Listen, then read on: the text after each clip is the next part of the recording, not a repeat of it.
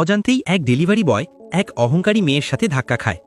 মেয়েটি তখন কিছু না বললেও গাড়িতে বসেই রাগে তার খাবার কেড়ে নিয়ে রাস্তায় ফেলে দেয়। এই কাজ করার সময় তার একটুও অনুশোচনা হয়নি, কিন্তু সে জানত না যে সেই ডেলিভারি বয়ের একজন খুব রাগী বন্ধু ছিল, যার একটি রেসিং মোটরবাইক ছিল। সে ঠিক করে যে সে তার বন্ধুর অপমানের প্রতিশোধ নেবে।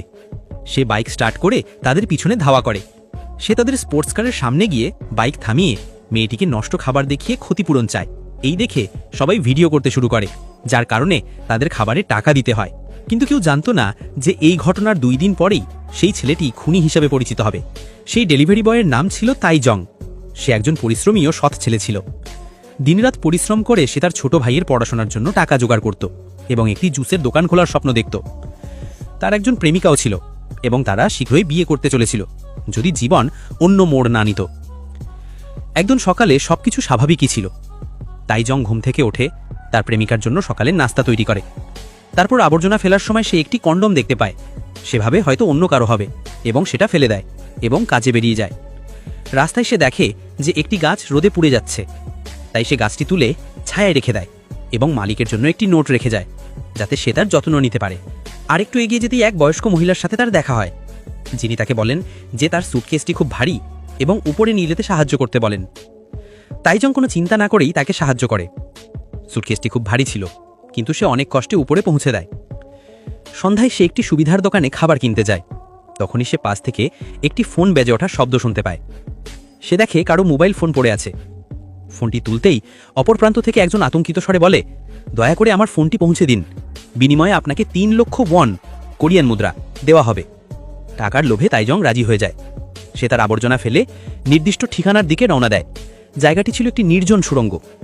ফোনদাতা তাকে বলে, ফোনটি ওই টেলিফোন বক্সে রেখে দিন, টাকা ওখানেই রাখা আছে। তাইজং দেখে সত্যিই সেখানে টাকা রাখা আছে। সে টাকা গুনে নিয়ে চলে যেতে উদ্যোগ হয়, কিন্তু তার কিছু একটা অদ্ভুত লাগে। তবে সেভাবে এটা হয়তো কোনো ছোটখাটো কাজ হবে এবং সেখান থেকে চলে যায়।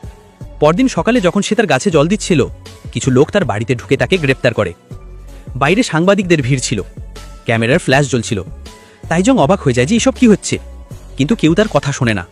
তার একজন আইনজীবী নিয়োগ করে এবং তার পুরো ডেলিভারির সময়সূচি সংগ্রহ করে।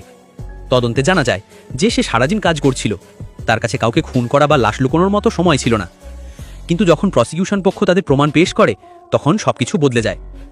তারা বলে যে একটি ডেলিভারিতে তাইজংয়ের 7 মিনিট বেশি সময় লেগেছিল এবং সেই জায়গাটি ছিল মৃতের অ্যাপার্টমেন্টের বিল্ডিং।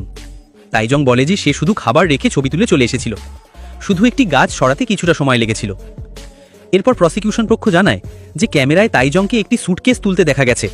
সেই সুটকেসটি মৃতদেহ পাওয়ার জায়গার কাছে পাওয়া গিয়েছিল। তাইজং বুঝতে পারে যে এটি একটি ষড়যন্ত্র, কিন্তু সমস্ত প্রমাণ তারই বিরুদ্ধে ছিল।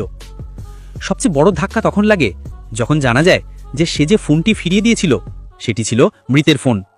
আর তারপর ডিএনএ রিপোর্ট আসে, যেখানে মৃতের শরীরে পাওয়া ডিএনএ তাইজংয়ের ডিএনএর সাথে মিলে যায়। সে ক্রোধে ফেটে পড়ে